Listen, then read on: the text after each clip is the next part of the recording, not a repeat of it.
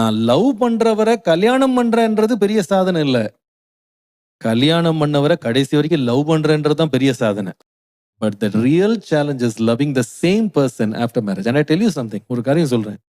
ஒரு ஆளை வந்து கல்யாணத்துக்கு முன்னாடி லவ் பண்றது ரொம்ப ஈஸி.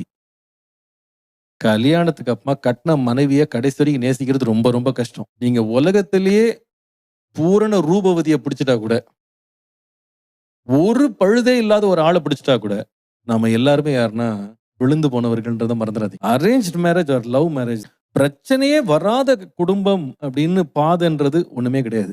கல்யாணத்துக்கு முன்னால லவ் பண்றேன்னு ஃபுல்லா அவங்கள அப்படியே ஏமாத்தி நம்ப வச்சு எல்லாம் முடிஞ்ச பிறகு அவங்க வித்தியாசமான ஒரு முகத்தை காட்டுறதுக்கு ஆபத்து இருக்குன்றத மறந்துடாதீங்க. 2வது வந்து நான் சொல்லுவேன், love marriage also can become very demanding.